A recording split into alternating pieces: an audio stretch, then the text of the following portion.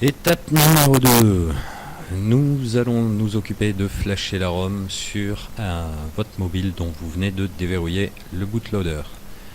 Donc, je vous ai mis une page de tuto sur laquelle vous avez deux tutos différents carrément, avec photos, comme je l'ai dit, date un petit peu, mais vraiment ça reste totalement cohérent et en correspondance. Et encore, si ça ne vous a pas convenu, il y a beaucoup d'autres tutos sur l'utilisation de FlashTool sur internet. Je vous ai mis ensuite des liens de manière à avoir accès et avoir le choix entre au moins deux ROM correspondant à ce numéro de noyau. Si vous n'avez pas un Xperia Z5E6653 mais un Z5E66 autre chose, 33 par exemple, ou je crois qu'il y en a un qui est 83, bon, ou autre encore, compact, il faut que vous en choisissiez un autre, hein, voilà, on se comprend bien. Ça c'est pour ce modèle-ci. Et l'autre ROM que j'ai proposé également pour ce modèle-ci. Le E6653. Ne faites pas l'erreur de l'installer sans faire attention. Voilà. Donc, pour faire ce travail, comme pour l'étape 1, eh bien, pour l'étape 2, ce sera en utilisant FlashTool. J'ai expliqué tout à l'heure. Hein. Donc maintenant, ce doit être rodé. Donc, le dossier .flashtool que vous trouvez dans les dossiers personnels, selon l'arborescence de Windows 7, vous rentrez dedans et la ROM que vous aurez téléchargée, vous allez la mettre ici, dans Firmware. Voilà, je reviens en arrière. Là, on est à la racine du dossier fichier personnel. Il y a le dossier .flashtool, vous rentrez dedans, Firmware, vous rentrez dedans et là, vous mettez votre ROM FTF. .ftf, voilà, c'est un fichier .ftf, une ROM flashable par FlashTool. Voilà. Donc une fois que vous avez mis votre ROM là où elle devrait être trouvée par FlashTool, eh bien, non, pas toi. Voilà, vous retournez dans le dossier FlashTool qui est à la racine du disque C. Vous l'ouvrez, vous utilisez le lanceur FlashTool qui correspond à votre système d'exploitation, au système d'exploitation de votre PC. Voilà.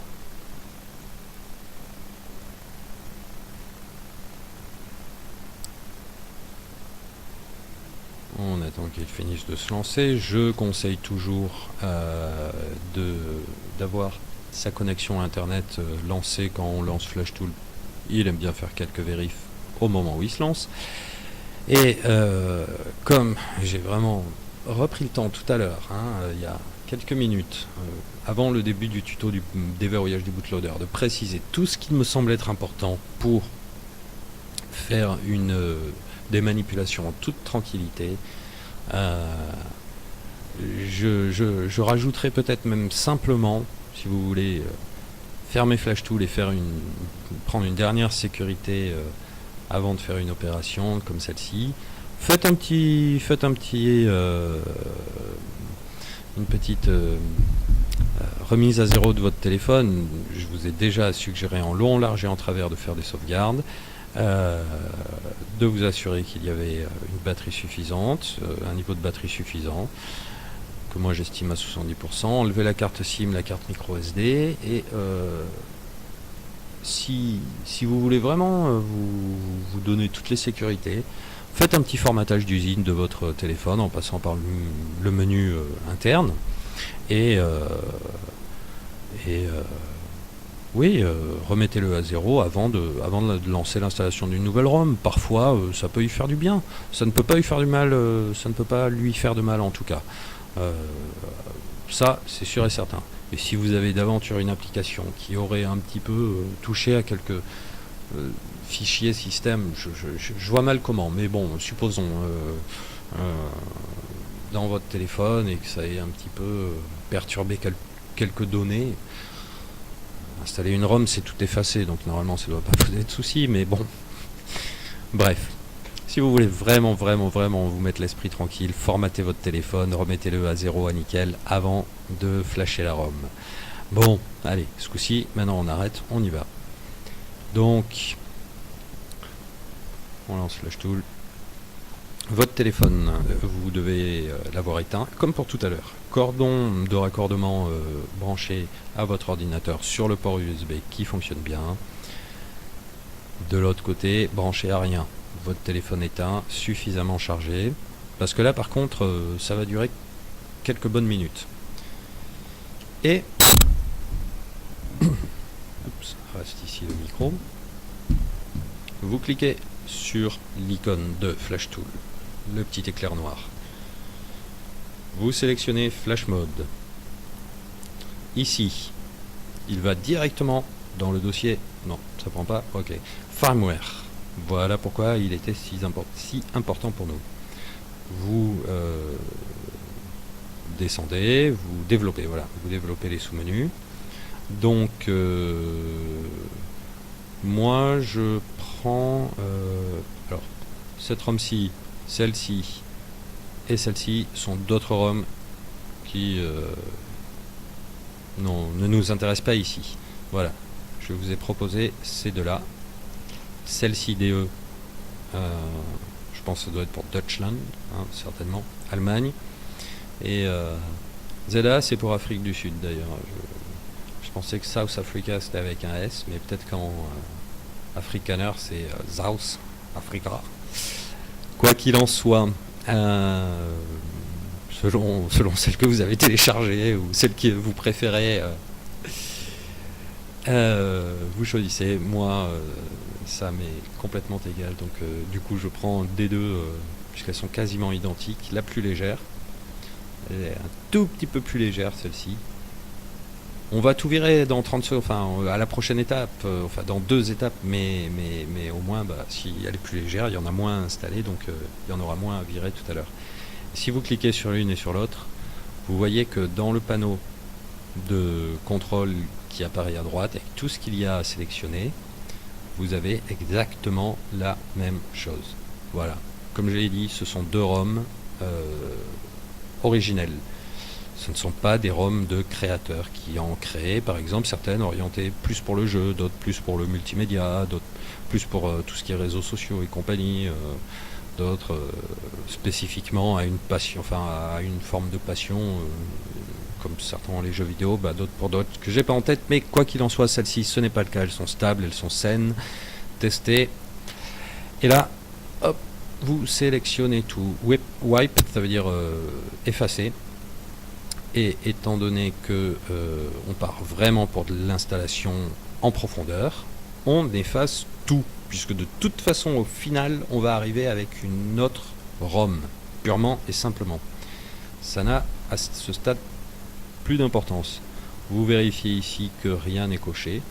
Ça, ce sont les exclusions. C'est des trucs qu'il maintiendrait en place. Or, si vous étiez sous Nougat, on ne veut plus rien de Nougat, plus du tout. On veut vraiment revenir à Marshmallow. Donc ne laissez pas de trucs ici. Voilà, désélectionnez tout dans toute la colonne Exclude. Et ensuite, Flash. Voilà. Alors là, il va mouliner un petit peu. Il faut lui donner quoi, une petite minute, montre en main. Il prépare, comme il le dit, vous voyez, hein, Preparing file to flash, for flashing. Donc il prépare les fichiers qu'il va devoir flasher.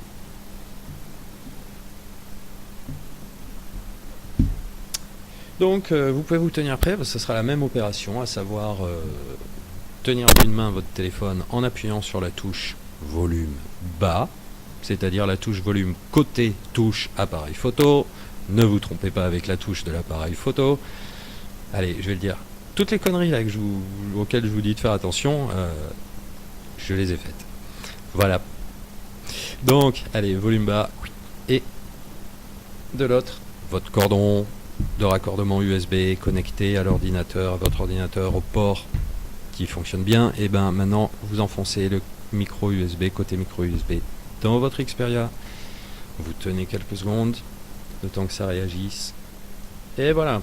Bon, et puis maintenant, vous pouvez aller sortir du congélateur la bouteille de soda que vous aviez oubliée avant qu'elle congèle. Vous pouvez aller vous faire réchauffer un truc à manger. Il y en a au moins pour 7 ou 6 ou 7 minutes. Alors, d'habitude, euh, les tutos qui euh, montrent le flash d'une ROM coupent toujours l'installation. Ça rallongera le tuto, mais c'est pas grave. Je vais le laisser de manière à ce que ça soit vraiment un exemple complet. Parce que moi, je sais que les premières fois, j'ai été prévenu que ça pouvait durer longtemps, mais il y a eu, étant donné que c'était je parle des premières fois où je testais, il y a eu des situations où ça a planté, où ça a bloqué.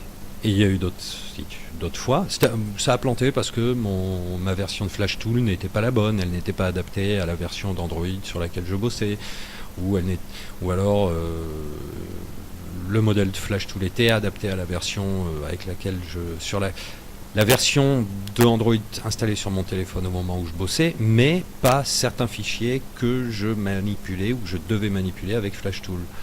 Euh, Voilà, donc ça c'était de l'apprentissage. Mais au final, moi, du coup, il y a eu des cas de figure durant lesquels je me suis vraiment posé la question de savoir si c'était simplement que c'était long ou si c'était en train de planter. Il y a eu des fois où j'ai débranché mon téléphone alors que c'était bon et que c'était toujours en train de mouliner. Et il n'a pas aimé du tout. Ça ne l'a pas détruit. Mais il était imaginez quelqu'un avec une moitié de personnalité, quoi. Tout le reste, c'est pas développé. Vous avez une sorte de semi-être humain, quoi. Ça fonctionne pas. Pareil pour le téléphone. S'il a que la moitié du système d'exploitation qui a été installé et qu'en plein milieu, voilà, même aux trois quarts. Et puis il y a eu d'autres fois où j'ai attendu 20, 30 minutes.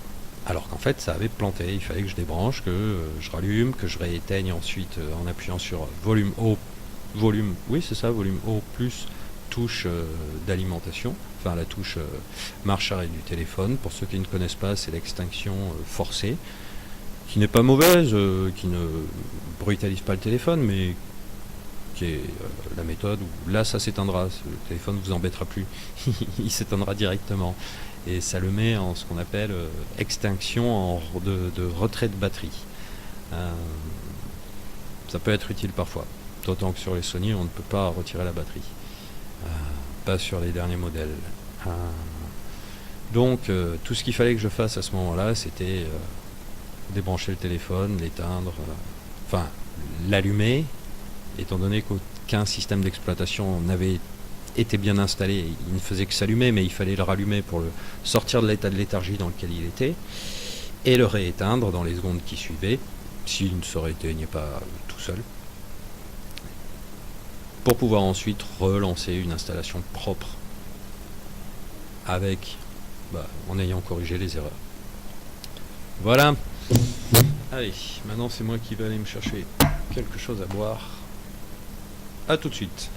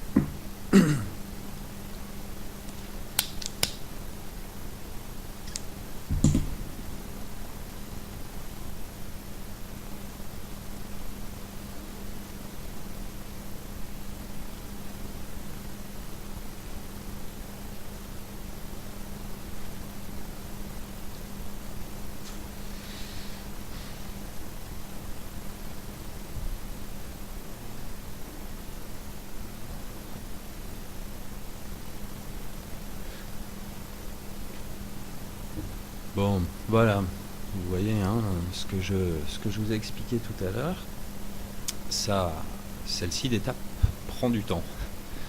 Vous en avez vraiment pas plus à faire, même moins. Vous n'avez même pas de code à rentrer. Par contre, elle est longue, cette étape. Voilà. Il dit 6-7 minutes, peut-être pour ça. Oui. Oui, en fait, c'est vrai que oui, non, je gardais en mémoire l'installation d'une autre ROM que j'ai installée dernièrement et qui, elle, était beaucoup plus courte. Mais oui, oui, non, là, je confonds.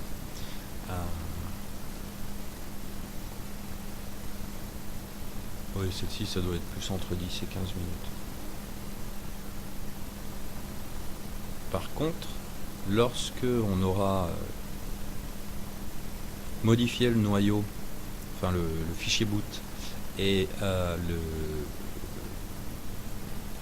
pas le noyau, le fichier boot, prochaine étape, l'étape à venir, quand on aura modifié le fichier boot, donc, et que l'on aura installé le recovery, et je précise, pour bien faire comprendre la logique aux débutants, que c'est parce que l'on aura modifié le fichier boot et que du coup on aura installé le recovery que l'on pourra ensuite, dans la quatrième et dernière étape, installer LineageOS, le fichier gap, enfin ce que vous aurez envie d'installer dedans, et SuperSU, et tout ça depuis le recovery. Voilà. C'est ça le but du recovery. Si vous êtes débutant mais que vous êtes quand même intéressé, vous vous êtes certainement renseigné déjà un petit peu. Voilà, recovery, c'est, pour le dire d'une manière simpliste, pouvoir rentrer dans le fonctionnement interne du téléphone sans que l'interface du système d'exploitation soit lancée, de manière à pouvoir opérer des profonds changements ou des manipulations dans le téléphone que l'on ne pourrait pas faire depuis l'interface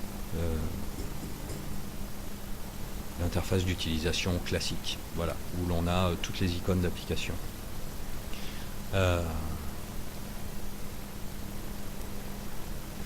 Et pour pouvoir installer ce recovery, eh bien, il faut que le bootloader soit déverrouillé. Voilà, c'est à ça que c'est en cela qu'a été utile le fait de déverrouiller le bootloader. Et bien donc, lorsque j'oubliais là où je voulais en venir. Voilà, vous voyez, on arrive à la fin, là, ça accélère. Bon, je vais quand même finir ce que je voulais dire. Lorsque vous installerez LineageOS depuis votre recovery, vous verrez le peu de temps que ça prendra d'installer le système d'exploitation par comparaison à ce qu'on est en train de faire là.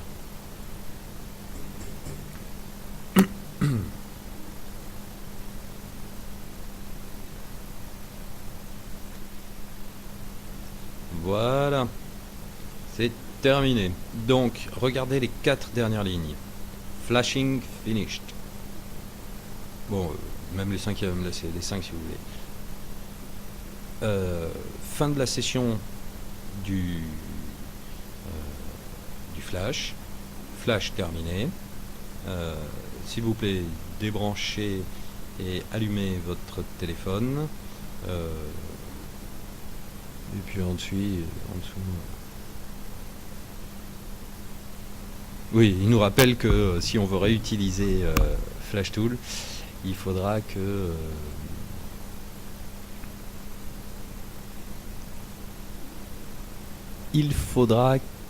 l'on utilise, que l'on pense à bien reparamétrer dans les réglages les points importants à régler. Zut, les mots me manquent là, je ne les ai plus en tête. Enfin bref. Bon, voilà. Vous pouvez donc ça n'a aucune importance. Il fait sa pub.